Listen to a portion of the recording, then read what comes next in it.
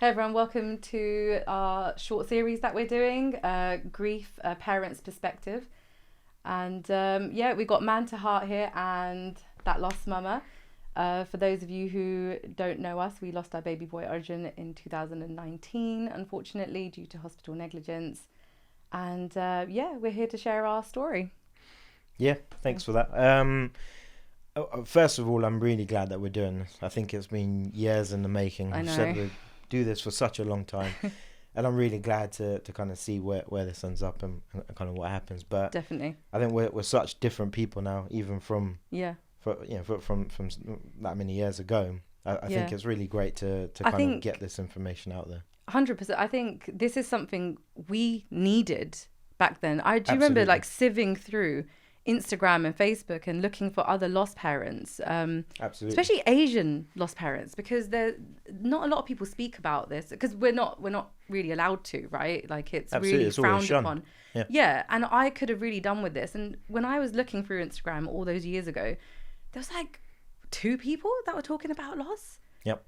and I was just like, and I just needed that comfort that I'm not alone, and I think this is so important to do. I really do think No, it is. So I'm so absolutely. glad we're doing this. Hopefully, we can be, you know, I rays of mean, hope for we've said people. for years, right? If one person can take something away from what we're saying Yeah. and the information we're trying to put out there, that's enough for me. Yes. If we can help one person, because and again, I've said it for years, as a guy that was experiencing this grief and baby loss, Mm, there was something that was missing in the baby loss community, and I 100%. say it time and time again, and that was men. Like people, Yeah. the stigma of men is such a profound stigma that is out there. You just don't see men talking about it, No, very and few. I mean, men they have to be the brave ones, and we'll go into all of this. But Of course. Yeah. in a nutshell, men have to keep it together. Men aren't Yeah. allowed to express their feelings. Men have a responsibility to kind of keep things going, Yeah. and suppress any of their emotional feelings, and especially Asian men coming from an Asian Yeah. background, Because I and think there's you're loads to you're talk one about there. of three guys I know that talk about baby loss. That's it. One of three. Yeah, yeah, there's still not that many, and No. it's now been nearly 5 years.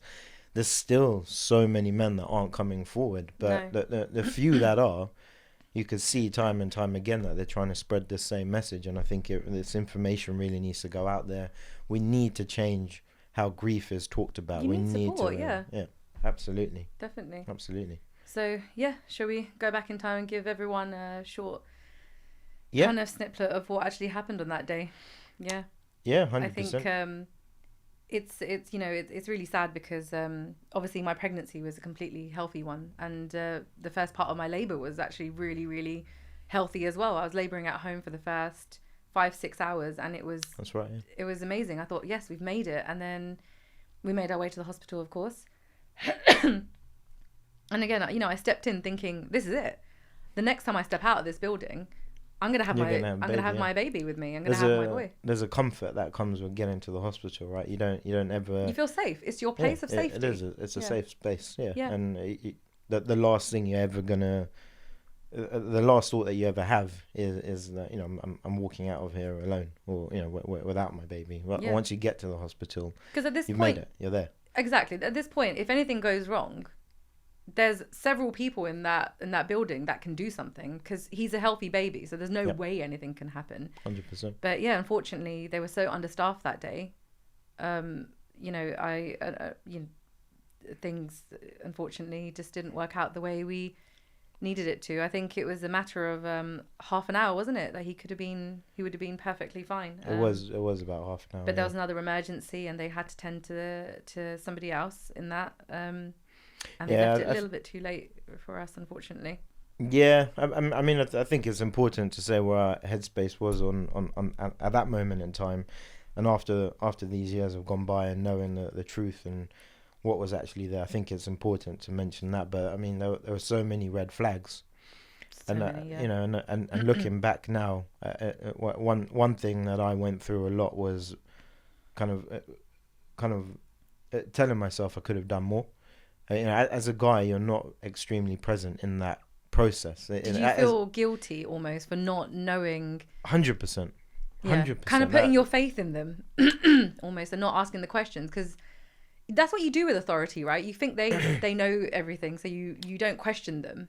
No, absolutely. But the strange thing was I was asking questions. Okay.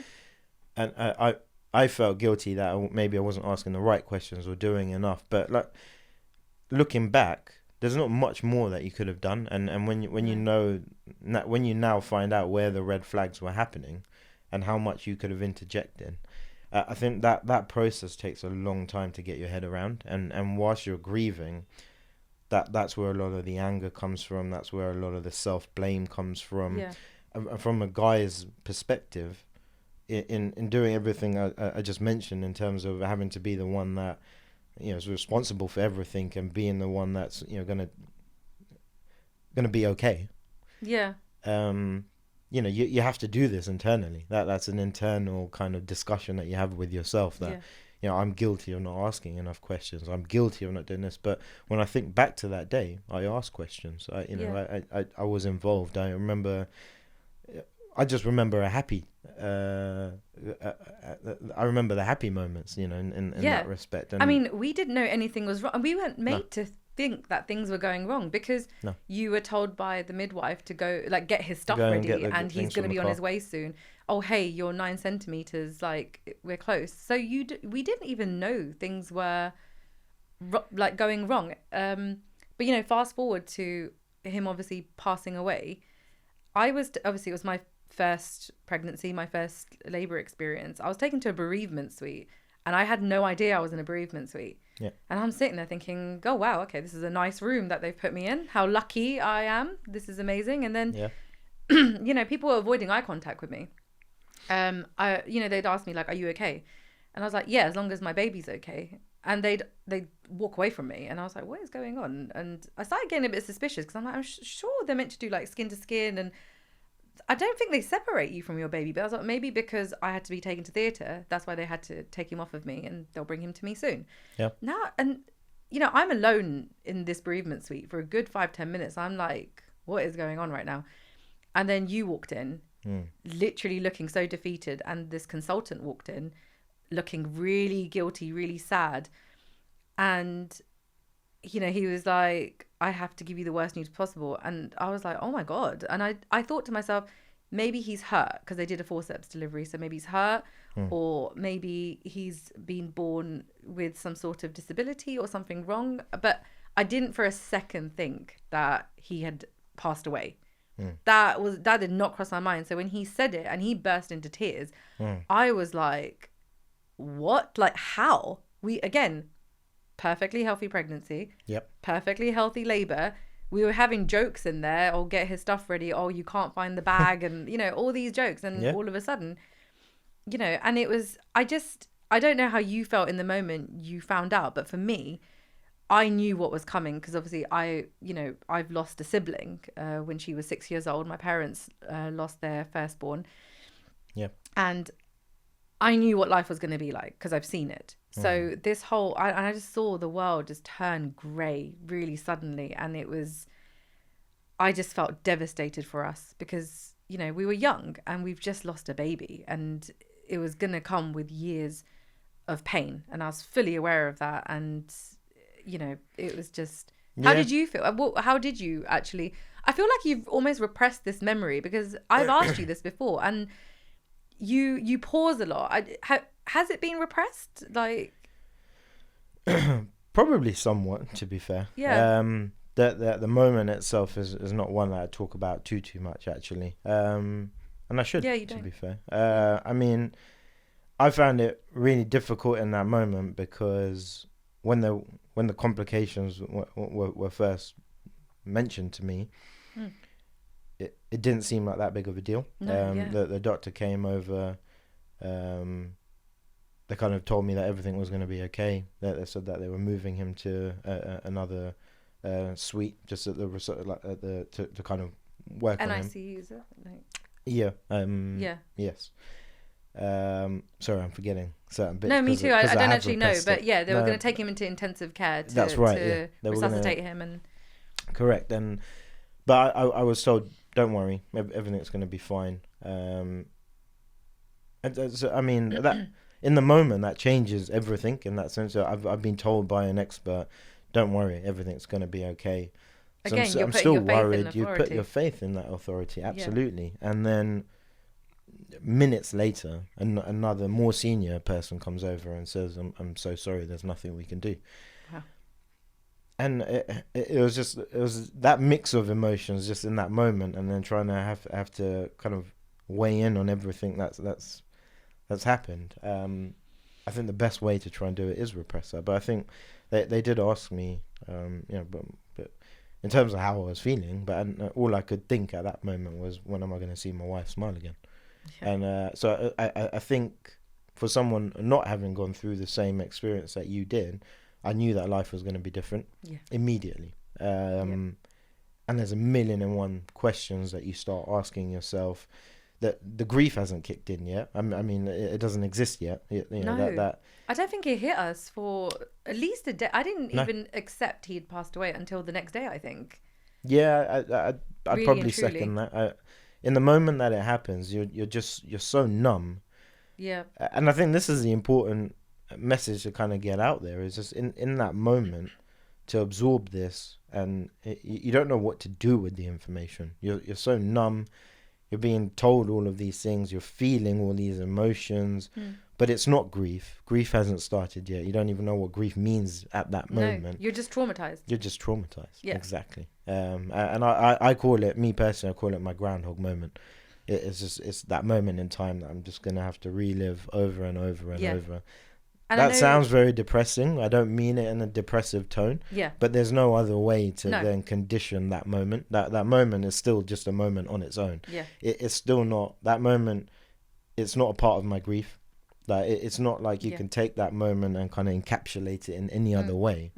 You just have to relive that moment. Whenever that time is, there's nothing you can do with that moment. Yeah. It's that frozen moment in time where you're just paralyzed, you're traumatized. Yep.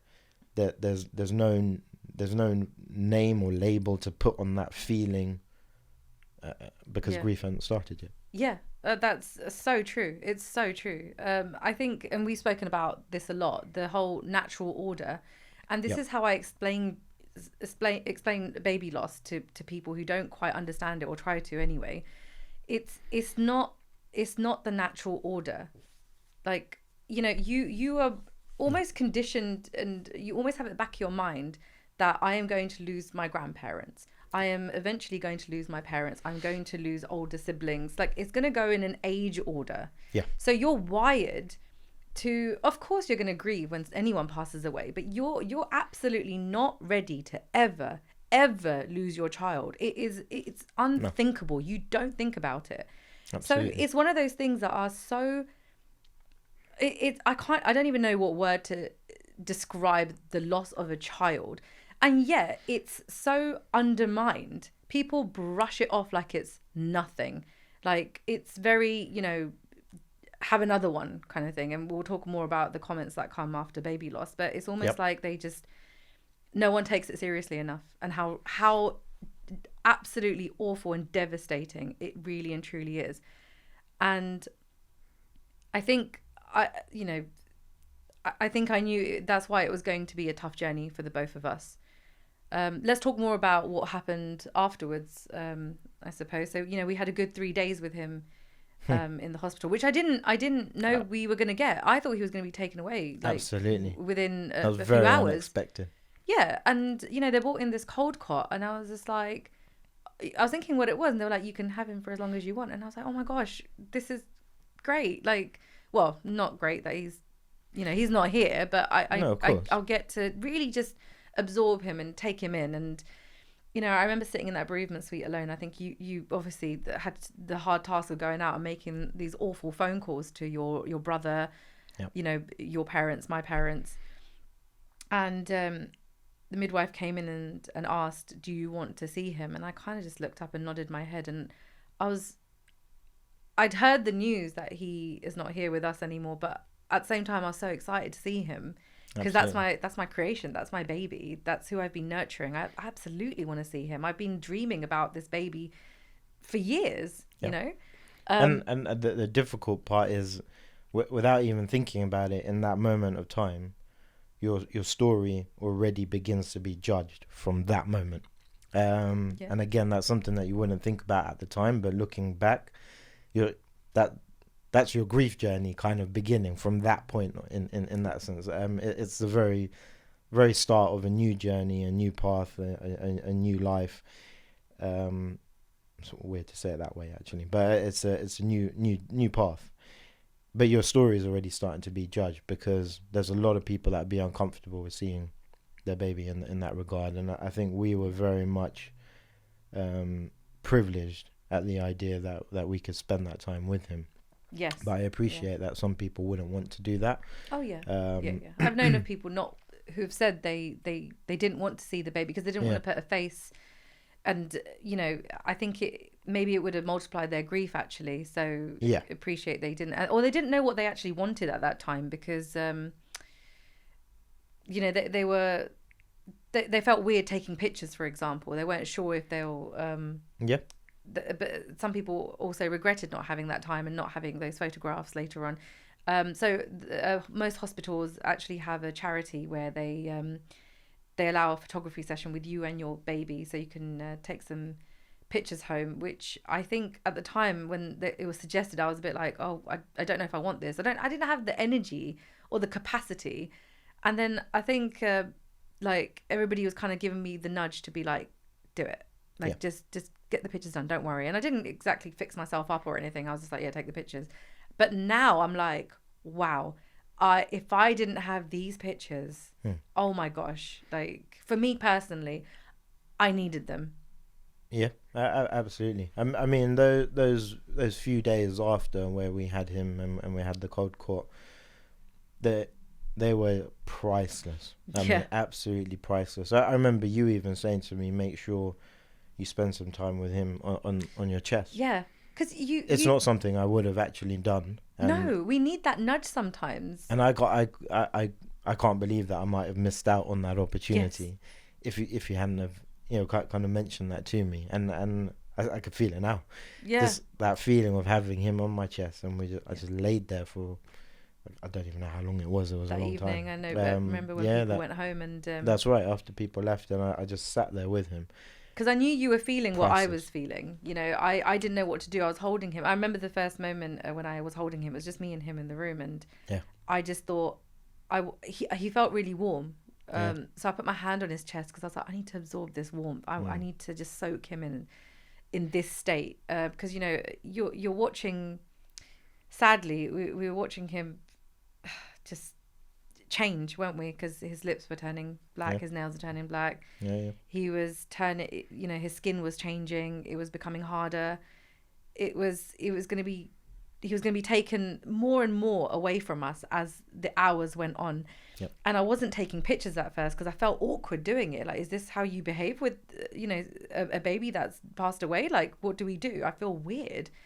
And I wasn't really doing things properly, and I felt you doing the same, and I thought, I need him to really soak him up as well. And you might have not done it when everyone's around. And so when everybody went home, our parents, your brother, sister-in-law, I wanted you to lie down and just hold that weight on your chest and just really take him in. And I can still see the picture in my head. And I remember how incredible you were so sad but so happy at the same time. Of that's your boy. Like it was incredible.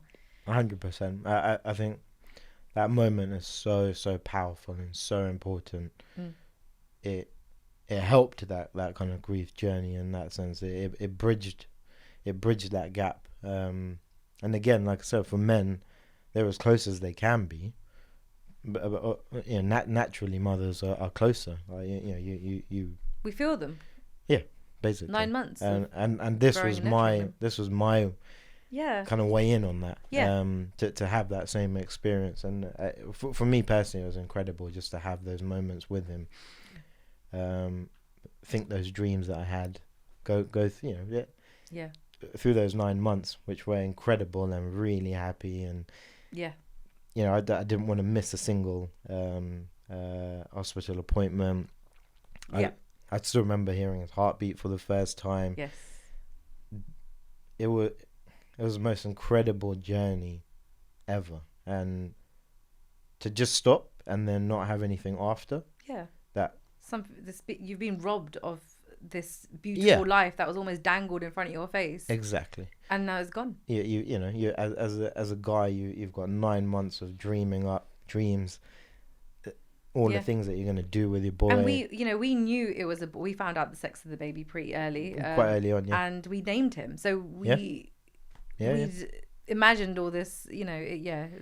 It makes it a lot tougher. I mean, by that time, you already had a personality. We knew what what he was like. Yeah, we used to laugh and joke about what he was going to be like. So to have all of that and be a part of that journey. Yeah. And then when he's physically here, to then just stop.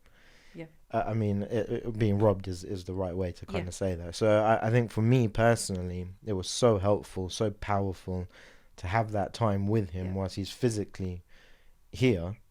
That allows you to kind of get your head together in terms of everything that you wanted to do with him. And instead it was just making sure that we kissed him, we hugged him, we told him that we loved him.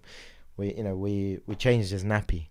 We did all of those things. I was talking about how we both needed a bit of a nudge, and I think your baby kind of gave us that nudge as well. Like I'm so grateful. I'm so grateful for her being there.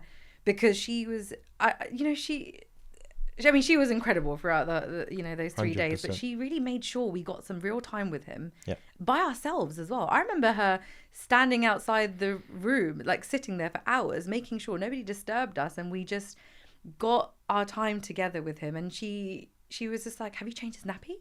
Have you changed his clothes?" And silly things like, "Have you seen his bum?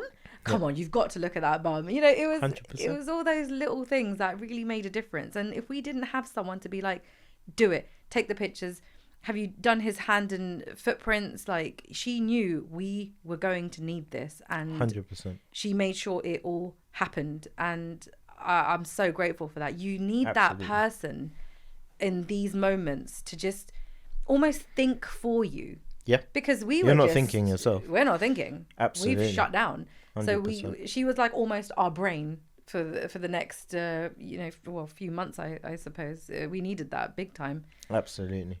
But I remember having to leave him and go home, and that was the next horrible phase we were going to have to do. And because it was one of those cases, the funeral took such a long time, I think. Yeah. So we lost him in mid-August, and we didn't have the funeral until mid-September. Something like that, yeah. And you almost hold on to that, like it keeps you going because you're going to see him again. Yeah. But after that, and after everybody kind of goes back to normal life and stopped, we didn't allow a lot of visitors anyway. We just had our immediate family because, well, one, I was recovering from birth, and two, I just wasn't, I didn't want to see anybody. I think with people you needed and wanted to see, you were going to your parents' house when they did visit. Yes. But after that, it was just me and you. And let's talk about that a little bit as well, because I think a lot of people, I think a lot of couples grieve in very different ways, and I know sometimes that can be very problematic because it's examples like, and we definitely grieve very completely opposite to each other. Opposite. Because I remember you actually wanting to see people, and I was like, no. And you weren't sleeping. You'd lost sleep, and I was oversleeping. Yeah. And for a lot of people, that can be quite problematic. Like, oh, how comes, you might have thought, well, how can she sleep? Like, I might be like, well, how is he going to see everybody? And you might think I'm weird for, like, why are you cooping yourself up in a room and not speaking to anyone and going all silent? And I think a lot of people are checking in on us as well through the months, because a lot of people actually get divorced post-loss sometimes, or go through a rough, rocky patch. But I can't say that was the case for us at all. No, not at all. No, I think when that chapter begun for me, I knew that we had to get on the same page. Well, so although we grieved completely differently, I think one thing that I tell people we did every day without fail was to come together and just talk. Yes. And that was after spending hours and hours apart in the day. Yeah. Our days were very well. This came a little bit later actually, because initially, again, there's the pressure of going back to work as a guy. Yeah. Which I think is absolutely outlandishly ridiculous. As a guys get a couple of weeks or paternity's 2 so, weeks. sometimes now there's a bit more flex, and but a lot of men still. Well, it's not a paid leave for you. It's not a paid women leave, no. Women will still get their maternity if you have a stillbirth past a certain 100%. Time. So I had that financial security. Yeah. You didn't have that. You actually had a financial burden. Yeah, there's a pressure to go back to work, and well, as a contractor, you don't get any paid time. No. So for me, there was a serious pressure to have to go back and not take any time. And I think I did take a couple of weeks. I think I took 3 weeks or a month. 3 weeks off. And then you're back at work. Yeah, I mean, for me, I obviously you're not there. Like, you go back to work and you're physically there, you're mentally a million miles away. Yeah. And for me personally, I was okay speaking to people about it. It wasn't the element that it wasn't the awkwardness, or it wasn't anything to do with that. Yeah. I just didn't want to be there. Yeah. And I began to really hate my profession. I hated everything about IT. I just didn't want anything to do with it. Yeah. And I struggled a lot just to be at work. I thought, what's the need? I lost my purpose. Yeah. Like I said, it was just it was a period of numbness. Yeah. Life wasn't what it was supposed to be. You'd imagined what post-August was going to look like for you, and it was completely opposite. Yeah, absolutely. It was post-August was meant to be me thriving and happy, and a new chapter, feeling fully kind of with vigor and with direction, and suddenly all of that was just stripped away. And I mean, I don't think life could life felt so perfect, and it was going to be made even more perfect. I think we were both exactly where we wanted to be in life at that moment. Yep. And this was just going to be that cherry on top. 100%. And all of a sudden, it's like we're 100 steps behind now. Well, yeah, it doesn't just rip the cherry on top, does it? It puts a hole in everything, right? It puts a hole in every aspect of your life. And as a guy, like I said, I'd lost the feeling of all purpose. I didn't really know what to do with myself anymore. It's strange. It's really, really strange. And then suddenly there's this old me that was, quite outlandish and quite outgoing, and very, very much extroverted. Yeah, your personality really did. Yeah, my personality took a real dent. Yeah. Not because I couldn't cope, but the questions I started to ask myself about society and life really, really took over at that point. Yeah.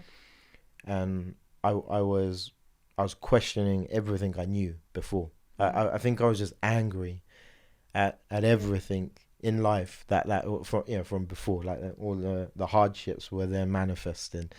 My feelings were really put under scrutiny. Yeah. My thoughts were really, really questioned hard. And in that moment, I mean, I know we'll spend more time on it in other areas, but that whole journey about who you can rely on and people to lean on, that was all already starting to come into question because of how things were being formatted at that time. Yeah. So it was mostly having to deal with a lot of that stuff alone. Yeah. And like I said, it gained a big resentment for work, and something needed to change, but nothing. I didn't want anything to change. I didn't. Did you feel like you had any issues with the way I was grieving in comparison to you? Did you think it was a bit? I definitely didn't have any issues with it. No issues. Because I think that's the main thing, isn't it? That we understood what we were doing. I understood you wanted to be around people and how that was going to help you. So I was like, well, yeah, of course, because I wasn't doing that, but I didn't expect you not to want to do that. I understood why you were staying awake at night, and I think you understood why I was oversleeping. Yeah. Yeah, I think for me, like I said, there was definitely no issue with it, but I think that one of the best things was that we quickly understood that though. A Yeah. lot of the time, you need things from each other in the Yeah. in those moments, and they go that doesn't always happen, because you're in two completely different mindsets. Someone's trying to take on one role, and the other person's trying to take on another role. There's just such an easy way for it to get disparated at that time. Yeah. And I think we did a good job trying to keep that Yeah. together. So I think I knew it's that that's what your journey needed to be at that time. Yeah. And that's why we would come together, or make sure we came together, even for half an hour, I think it was, just to say anything on your mind.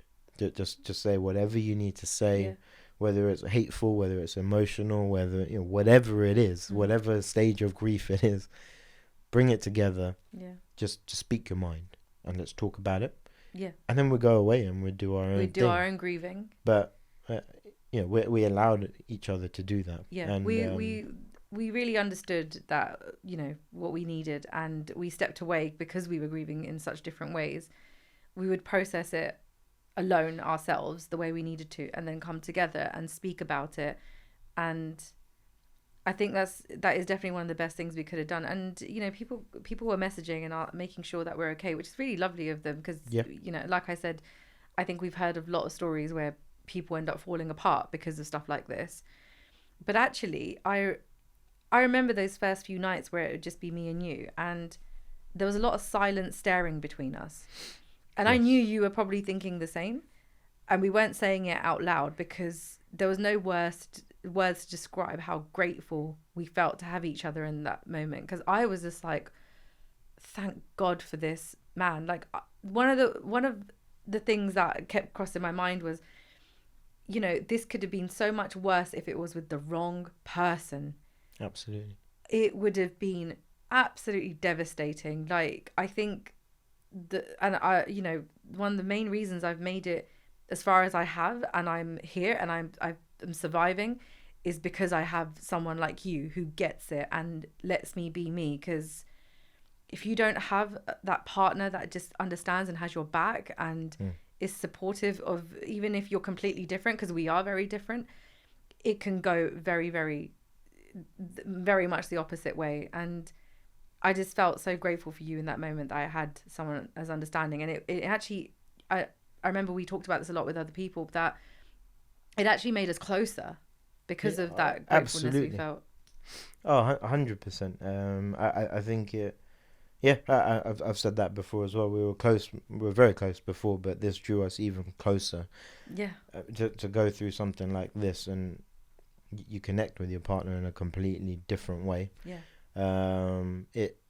You kind of, again, in that kind of sense, I say you kind of lose your naiveness about life, and it brings you closer together in a way that you wouldn't even think before. Yeah, because it's all laughs and jokes before, isn't it? Yeah, and then all of a sudden life's got serious, and we're like, oh my gosh, No, absolutely, and you lose your naivety about life, but it brings you closer together in a different way, and I think both of our outlooks on life changed, the expectations of life changed. Yeah. Suddenly, things were just very, very different, and I knew that we had to be connected in some way, because we are extremely different people. We grieve extremely differently. Yeah.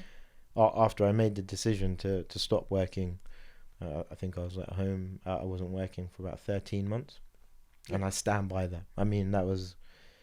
I'm grateful that we were in a position that I could do that. Don't get me wrong, but it was one of the best decisions I made. Yeah.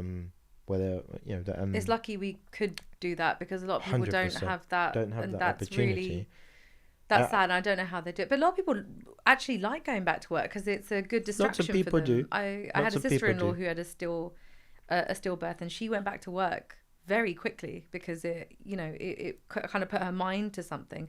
But for me, and I don't know if this is the same for you, but it would have actually stopped my healing process. I needed to sit through it. Like, really be in it. I know people find that really strange. I know there's a lot of people who find grieving really alien. And I would sit and I'd cry, and I still do. I've cried in public before because, I've had a trigger, and I think people find that really weird. But I'm trying to do this, and you're trying to grieve in your way, because we don't want to project it in other areas later on in life. We want to Absolutely work and sit through it from now. I could not have that distraction in my mind. I needed to actually just grieve. For me, having that time not working, it wasn't just all about myself. It allowed me to understand this new identity I kind of have. It allowed me to do all of the personal development that I needed to do, but then it also allowed me to show up for you the way that I've showed up, and be able to do it all. I think for me, if I just gone back to work, I started to hate my profession. I started to question why I was even there. What purpose do I have? Don't really care about this anymore. My headspace isn't there. If I just continue to do that and then just try and, I don't know, there's no growth. From there, there's only a downward spiral. I didn't see any light at the end of the tunnel. Just going back to work and working through it. Yeah. And that's other people can, and that's fine. So it's more of a personal kind of journey in that sense. But for me, I couldn't see that for myself. Whereas taking all of that time out, I started writing poetry. I started writing more. I got in tune with myself more. I kind of focused all on fitness. I think people were very surprised at the poetry that you came out with, because I think I was too. I think, yeah. I mean, I'd heard you always say your, silly little rhymes and whatever, and it makes no sense, and it would be really amateur and mediocre. But all of a sudden, all these emotions came out of you in poetry, and it was amazing. It was so healing. So healing. I imagine, you were just getting all these beautiful thoughts out, and the way you kind of put words together, it was just incredible. And I know it wasn't just helpful for me. I know it was helpful for you, but for so many people. I'd had so many people messaging me that, your words have really, really been healing for them. And I know that that poem you wrote for your cousin, he hung it up in his kitchen and would look at it daily. And it was beautiful. And it was that healing for him, that he literally had it hanging, in his kitchen to look at every single day. Really touching, that was. Yeah. No, that was amazing. Absolutely. But you were about to say lockdown came and you went into this whole fitness streak, and I was the complete opposite, right? I'm an emotional eater, so I was eating, and you'd again gone this opposite way. What was your motivation to actually work on your fitness? How did you find, because I think that's a lot of effort. Was it anger that fueled it? It might have been a little bit of anger at the time, but an anger of wanting something to change. I said, having gone through the process and now losing Arjun, it was I was just questioning a lot about life. What is the purpose of life now? What is my purpose? Where do I fit into this? My journey was meant to be having my boy and kind of spending that time with him. What do I do now? I'm not interested in work anymore. I'm not as I suddenly wasn't a massive extrovert at that time. I'd lost all kind of want to do the things that I was doing, and I think it kind of spiraled out of anger because I started to hate the person that I was. Okay. And in what way? What did you hate? I started to say. I don't know. It was a kind of a lapse of self-blame. Fine.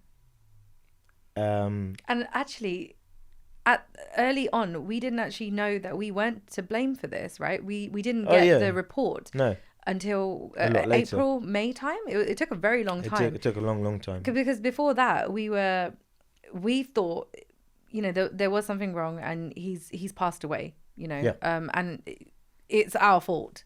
Essentially, I remember being at the hospital and thanking the staff for trying so hard. My gosh, now I'm just like, wow, we spent 3 days being so grateful and thankful. And I remember that one consultant who was like, please don't thank me. Because he knew what had gone wrong. It wasn't his fault, of course, but he knew what had gone wrong. And he didn't want that appreciation from us at all. And it made him feel worse and worse. And I remember reading that report and my jaw was on the floor. I remember crying my eyes out. I don't know. It was heartbreak all over again, finding out that actually it wasn't in our hands at all. There's nothing we could have done. I mean, you know, but we were so unaware that our mind was, in guilt and self-blame, wasn't it? Yeah, no, I 100%. So yeah, for me, I think I went through a lot of that. There was a lot of self-blame for no reason. It was just a moment where I was just angry at life, absolutely. Angry at myself because maybe I thought I hadn't done certain things the right way or the way I wanted to do it, and it was very disconnected. But I just remember a kind of feeling or theme of self-blame, and I don't know if that was just that phase, and I can put it down to that phase. But in that way, it started from anger. Yeah. But it was so therapeutic going down that route, and I think I was walking like 4 hours a day. Yeah, you were. I'd go off on my walks and I'd just wander off, headphones in, listening to motivational speaking, and I've always been someone that liked that kind of thing, and I think I used that as a tool as well, and lots of motivational speaking, poetry. I'd be walking and writing my poetry. It was just a way for me to express myself, and I think the endorphins that kick in when you're getting that involved with fitness and walking and running and doing all of that kind of stuff just triggered a lot of I think those feelings. Grieving is really complex and difficult because I feel like it's not just the actual pain of losing someone, it's also and this is why I'm so grateful for lockdown, actually, because I think it almost filtered out those noises, the people that were making certain comments, because it was really hard. I mean, something we'll touch on later on is obviously being ghosted by people we thought would really have our back and be there. And it's natural, and it happens, and I knew it was coming because, again, I've seen it happen to my parents. Yes. But that almost gets in the way of your grief. And actually, people saying things gets in the way of grief as well. They think they're saying really helpful things. And, we're very understanding, I would say, of these remarks, because I think we know it's coming from a place of love. People want to help, and they're saying certain things because it probably would help them. They're trying to put themselves in that situation. What would help me? They don't know, because they don't know what losing a baby feels like. So they're just saying whatever they think will be comforting for you. And as much as I can see the love, that the love is the root of their remarks, it's like it still messes with you, and it's still like really, people find different things offensive, of course, but we were still feeling offended, and I was kind of like, oh, I don't want to hear this. Just stop talking to me. Zip. Yeah, please, just shush. I mean, the stuff we heard. I mean, let's. What do you recall any of the things that were said? I think one of the worst things I was told is, "Oh, we knew this was going to happen because of the shape of her bump. We knew this was going to happen." I'm like, you saw the shape of my bump when I was 5 months pregnant under a sari. Like it was under a sari. So how did you know that this was going to happen? How did you know, because of the shape of my bump through a sari, that the hospital was going to be short staffed that day? Mm-hmm. And then, people would ask me stuff like, when did you stop doing paratnatyam?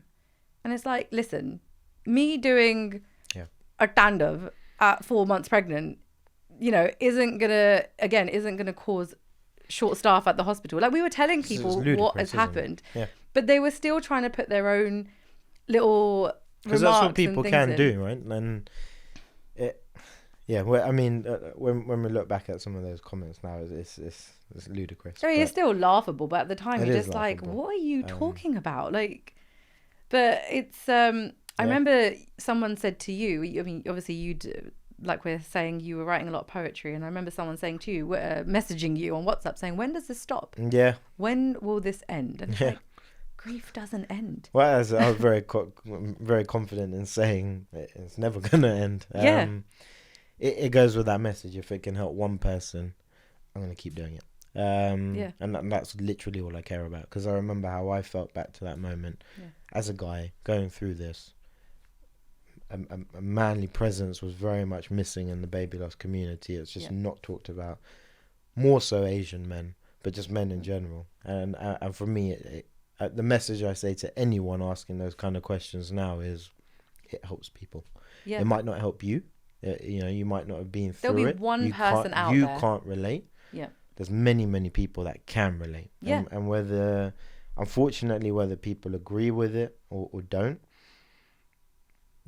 our story is out there for people to take what they want from it. Yeah. And to help. I mean, there's baby loss page, especially Asian ones, that it's not like they have a massive following or anything. No. But I would read some of their posts and be like, you've hit the nail on the head. I feel this too. And I felt so much comfort from it. So it's like, these people have made it such a huge difference for me. It's true. There'll be one person that will take something away from it. It can be life-changing. Yep. But what are some of the other comments that you recall hearing? In all fairness, I don't think I got any specific comments coming my way, but more people just picking at that. Like you said, I've had quite a lot of people asking, when does this stop? And it's part and part the same kind of question. Yeah. So I can't say that there's been ludicrous ones that have come my way. We've had some that have been shared between us that have come to both of us. Me personally, I don't think I've had anything pinpointed, but I mean, I would love to just touch on that even more. It's people not just people looking at the content and thinking, right, it's been too long now. Yeah. Like, you can't be depressed anymore. Like be happy now. Be positive. Be positive. And there's so many things. Positivity. It's extremely toxic. Toxic positivity is exactly the right way to put it. And the reason I have points there where I laugh at all of them, the points, is because, first of all, I'm not depressed. Me personally, so when I put these contents out there, it doesn't come from depression. First of all, it comes from love, if anything. You absolutely love your child. Absolutely. Yeah. It's like, to tell me to stop doing this is to tell me to stop thinking about Arjun. Yeah. I'll never stop thinking about Arjun. I think about him every single day. Absolutely. I'll be one of the loudest people to scream his name any second or any chance that I get. I will scream his name as loudly as I can. Absolutely. I'm proud to be his father. Yeah. And it comes from that space of love, and that's exactly it. And for me, and to tell all these people that have that opinion, it's to say, listen, I'm not broken because you see me doing these things. Yeah. And I know we'll touch on this, and this is really important for me, and I know we'll touch on them. I call them fair weather friends. I've had a lot of them, unfortunately. Yes. I was a big extrovert, and my friend's number is very much, for both of us. very much reduced. And that's not a sad thing. From what I know now, and the journey that I've been on, you end up filtering out. Yeah. Right. And the message I want to get out to a lot of people is, this isn't sad. It's not just the topics might seem a little bit sad sometimes, but we're allowed to be sad sometimes. We've lost a baby. We're allowed to be sad sometimes. There are triggers in life everywhere now that we have to deal with on a daily basis. People don't understand that. There's there's things to do with trauma. Baby loss is a form of trauma. Yes. There are triggers with other traumas that people experience. We can appreciate that, absolutely. But some of those other traumas people can relate to a lot more. And people still have the same kind of message, or they unfortunately still experience some of the same, they go through the same suffering. They go through the same kind of issues that surround, and stigmas that surround trauma. This is just baby loss, and where ours is a bit different, that not everyone can relate to baby loss. Yeah. Not everyone knew Arjun. Like, they knew Arjun was coming, but not everyone knew Arjun. Not everyone met Arjun. So it's almost like he didn't exist. Exactly. Because he didn't exist to them. Exactly. And it's a bit of arrogance, because it's almost just like, well, then he shouldn't exist to you. Like, get over it. Exactly. He wasn't here. He wasn't real. And so why is it taking you this long? Like, you need to get over this now. It's very much have another baby. Have another baby. Which actually takes me, I took a poll on Instagram recently. You did. Yes. Just people telling us what are one of the worst or weirdest things they've heard from people. In terms of the worst thing said to you after you've lost your baby. And I want to share some of these because they are Mad. And this, okay, so I'm going to start with this one because I've not heard these, to be fair. no, you haven't. I've tried to keep them, just to get your authentic reaction of how ridiculous some of these are. So one that comes up a lot, at least you have your other child. Yeah. It's like, okay, we, grateful that we went on to having two Absolutely. other beautiful children, but it does not minimize the pain of losing a child at all. 100%. Like, Well, they're not the same. One child doesn't Replace another child. I think it's insane because it's like saying, well, if one parent dies, oh, don't worry, you have the other one. Yeah. Or if your friend dies, you're not going to say, oh, well, don't worry, you have other friends, or go make another friend. And it's like, it doesn't work like that. Again, for people that can't relate, that like you don't understand that void. Every party you go to, every occasion that you go to, where you see your baby there. You don't see your baby there. Yeah. People forget, and it's not to hate on them for forgetting. It's from what they've experienced, and then they're in their experiences, they're not going to see your baby there either. And you notice that void. Yeah. But a baby doesn't replace another baby. It's hilarious how people think it's like a material thing, and yes, babies don't count. It's almost like they don't count. Yeah. The younger, like the earlier you lose your baby, the more they don't count. So if you've had a loss at if you have a miscarriage at 10 weeks, 12 weeks, people are very just have another one. That's the classic line. Yeah. And anything under a year, they're just like, well, you didn't really get to know the baby. And actually, so yeah, let me read some of these out. Yeah. And this is one we heard. Maybe and a lot of people here actually, maybe she had a disability and that's why God took her away from you. So it's almost like hey, listen, something was wrong and that's why this happened. So thank God that you don't have to deal with a disabled baby. I think it's wild, but this has come up a lot. And we actually got told this, right? We did, because with the amount of oxygen that Arjun lacked in the first hour of his life, he potentially could have been disabled. And we heard someone say that, it's a good thing. It's a good thing it happened because he could have been disabled. And I was just like, what are you talking about? It's a good thing it happened. Gosh. Wow. Just get back at it. You'll be pregnant before you know it. I think that's a very common one. Yeah. Well, just, try again. Have another one. Again, at least you have another child. At least you're young. Yeah. So don't worry, you can. At least you can have another one. Yeah, you can get pregnant. And that's not true, by the way, because secondary infertility is a thing, big thing. FYI. Absolutely. Other people have it worse. God will give you another baby. Don't worry, you're still young. That you can still get pregnant in the future. It all happened for your own good and you will have better kids in the future. Gosh, I just can't, honestly. Wow. Right, and some more. There's just no need for it. Yeah. What if your baby had to grow up to be a disabled child?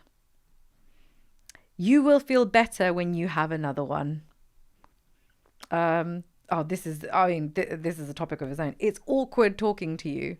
Oh, God. Yeah. Don't talk to me then. Yeah. If you don't know what to say, you clearly lack the compassion and emotional intelligence. So do you know what? Yeah, maintain your distance. Again, part of what we do. Part of me wanting to do what I'm doing is to try and instill that emotional integrity back into society. I think it's obnoxious that there's so many people, and that's quite a strong word, but I think that there's so many people that just do not know how to deal with the idea of grief and trauma. There's so much to talk on that topic. It's we're the same people, by the way. we're the same people. We've had a loss. Yeah. Same people. Yeah. I'm the same person. You can still come and talk to me.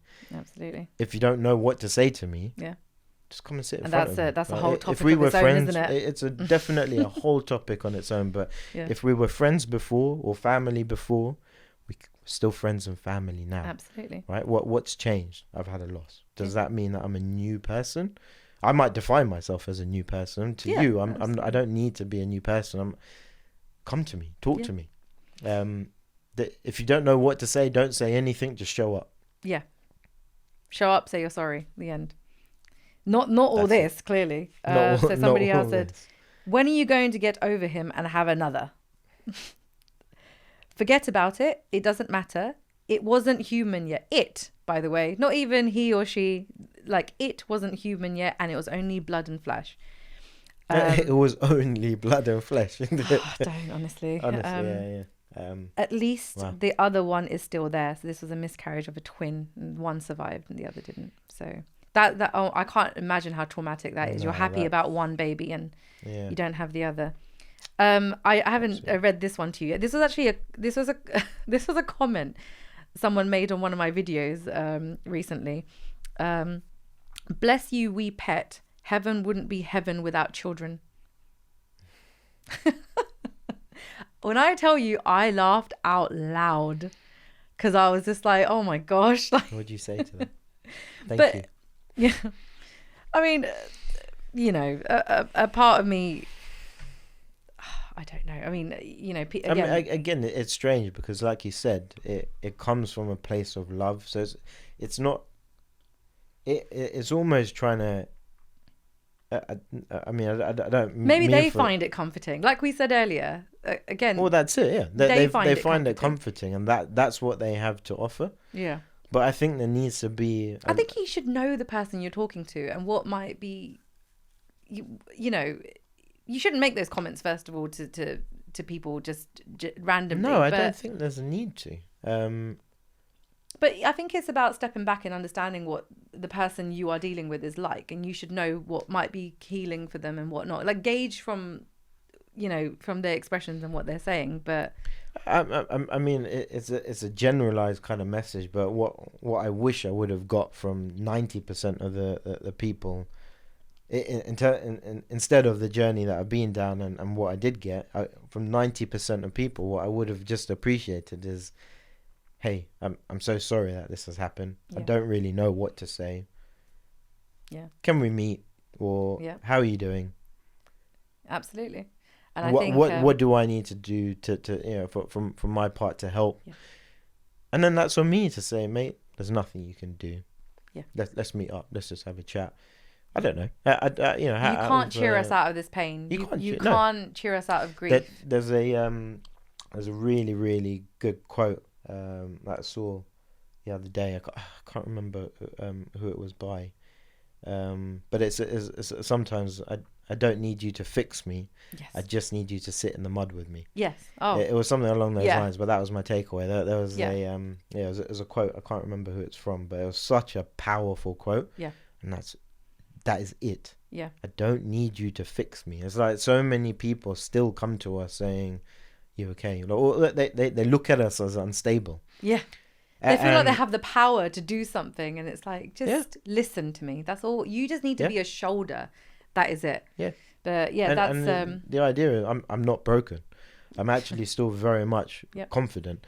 And because of now we've experienced what we have and we're on this journey, it's taught us and shown us things that are so powerful. It's made us feel emotions that are so overpowering. In that sense, we're very different people. Well, I speak for myself in that sense. I think I speak for both of us. We're very, very different people, but actually we're the same people. Yeah. We just have another. We have a different process from one another. We have a different process. That's it, right? We still feel the same. 100%. We still feel pain. So to the people that still come to us and other people in the situation and look at them as broken, you're not broken. You're broken in a it's very difficult to kind of explain or articulate, but yes, of course you're broken. There's always going to be that void. There's always going to be that baby missing from your life. Again, the occasions you go to, the experiences you have in life, there's something missing. That doesn't mean you're depressed every single day, but hey, you're allowed to be depressed some days. It doesn't mean you're sad grief is strength. Every day. Of course it is. Strength. Of course it is. And I 100%. Don't see myself as broken or weak at all. I think I think I'm extremely strong. 100%. I really do. I think every grieving parent. I say time and time again, you're one of the bravest people I know, and I genuinely don't say that just as a passing comment, the strength and bravery that you have shown, it's a testament to you having gone through what you've gone through and still being in a position where you want to help.